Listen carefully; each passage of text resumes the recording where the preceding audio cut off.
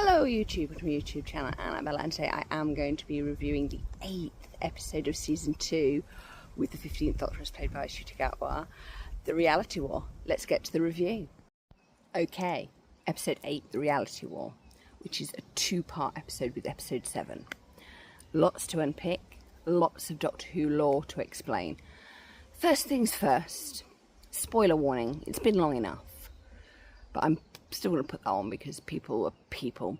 Anyway, overall, the 15th Doctor's run, which was always meant to be a 2-season run, when Gatwa signed the Doctor Who contract, he signed for 2 seasons in the contract.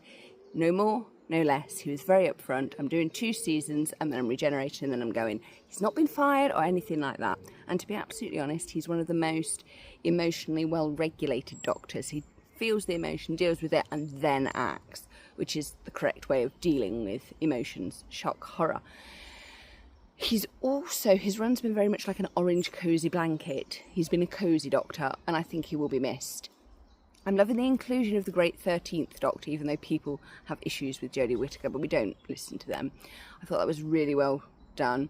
I'm loving the fact that each individual character, from Mel to Sunday, to Ruby Sunday, to Poppy, to Lethbridge Stewart's daughter, to all of the individual characters, they had a function in the story. They weren't misplaced. They were all active and doing something. Even the 2 Ranis had a function. Even Conrad had a function. Even the little baby that was the god of wishes had a function. Everybody was active and doing and busy in the story. And even Omega, when he did appear, he had a function and a purpose. And yes, even the bone monsters, yay, had a function and a purpose. And that's really good writing. I know people are going to be like, it was terrible, I didn't understand it, it was too quick. I'm like, it was 1 hour and 4 minutes, people. A lot had to happen in it.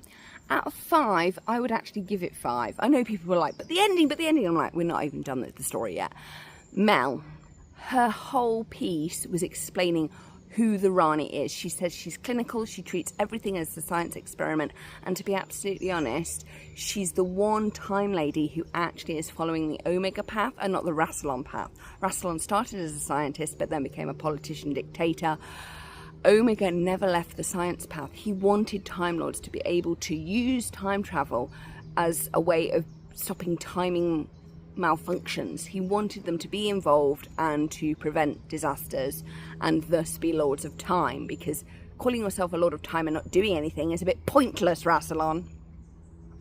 Just like to point that out to everyone. So I really like the fact that he said, when Omega did appear, I'm skipping, when Omega did appear, the Rani didn't listen and got eaten, and then Omega said to the Doctor, my little Doctor. So, which acknowledges, the time and the Doctor and the 5 Doctors and all of that lore, and the fact that Lethbridge Stewart fought Omega in the 1970s. Yes, it all gets mentioned, but that line alone shows you that the Doctor and Omega are actually pals, and Omega has good regard for the Doctor. He says, my little Doctor. He's like the only one who's actually following the Omega method. Well done. And the Rani, I think that's interesting, because what you have to understand is there's been mass fallout for when the Master turned all of the Time Lords, including Rassilon, into cyber people and gave them that genetic disease. And obviously the Rani, being a genetic scientist, was able to escape because she knew exactly what was going on. So she fled.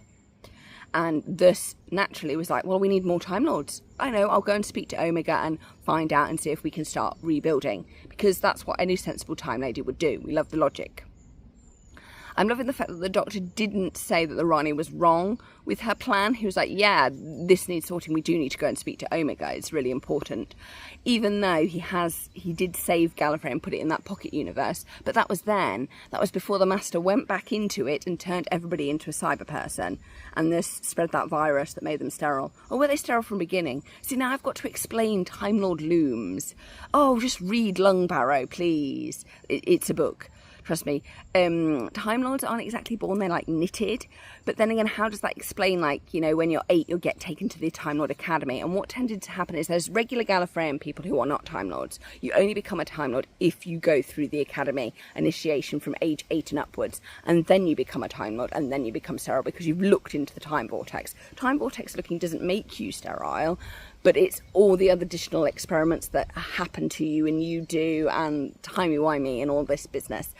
Yeah, it's a convoluted canon now, but we're just going to have to accept it. And it's interesting that the Child of Time, Chris Tribnall stuff, is still going strong, because the Doctor's acknowledging that, like, I was a foundling and I basically gave the Time Lords the regeneration, because what people don't know is there are 3 Time Lords that set up Time Lord Society.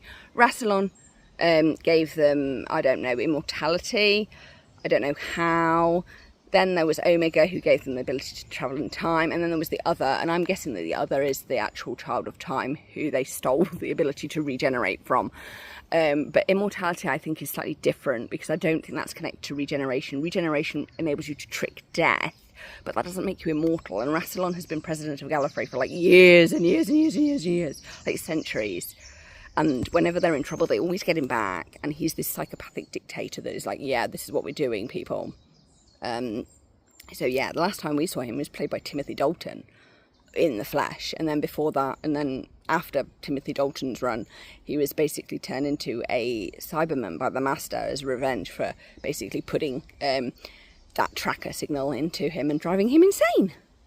I think this is my own version of what I think is going to happen. I think Mrs. Flood is going to go and find the Master, because I know that somebody picked up that golden tooth, because we know that the toy maker turned the Master into basically a golden filling, and we think that Mrs. Flood's picked that up and she's going to get him out, because the Master will help her in basically finding where all the Time Lords are. It's like, we need more Time Lords, let's go, let's make some more. But it is nice that there's the respect that the Doctor has for all of his fellow Time Lords, even if they are a slightly bonkers bunch of nutters. Overall, I enjoyed it. I liked Conrad's conclusion. I thought Ruby was really kind with him. I liked that Mel's knowledge of the Rani wasn't wasted. I liked that the fact that Belinda and the Doctor had that really cute relationship with Poppy. It was just adorable. And yeah, it was really wholesome and warming. And yes, the gods play tricks on them, but we defeat them. Yeah, it's a good message. Overall, out of 5, I'd give it like a 4.5. People were saying, well, it could have been a bit longer. I like the Bone Beasts. They were a really good development of the servants of Omega, to be absolutely honest. I'm loving the fact that we no longer talk about antimatter. I'm going with the Underverse, which is basically Narnia or Hell or Hades or whatever, you know, like this place where legends go to rest and they become them. I thought that was a really interesting concept. Overall, 4.5. for me. I'm loving, we're going to get to the regeneration, do not worry, it is on my talking list. So yeah, I thought that the resolution, the action, everything sort of made sense. It was coherent and it flowed and it was really good. The regeneration, okay, we're going to talk about Billie Piper. The 9th Doctor, Christopher Eccleston, basically said that Billie Piper should have been the Doctor a long, long time ago. To be absolutely honest, she's probably going to be here for Christmas, because let's face it, we know that Rose Tyler took in Bad Wolf, and Bad Wolf was basically the whole of the Time Vortex. And what has the Doctor just done? He's taken in the Time Vortex after speaking to the blonde-headed 13th Doctor, Jodie Whittaker. It was lovely to see her, lovely to have her included, and it just felt a really nice way of acknowledging her and Yaz's love story, but also acknowledging the wisdom of the 13th Doctor as well, and passing that on to the 15th and then beyond. Loved that.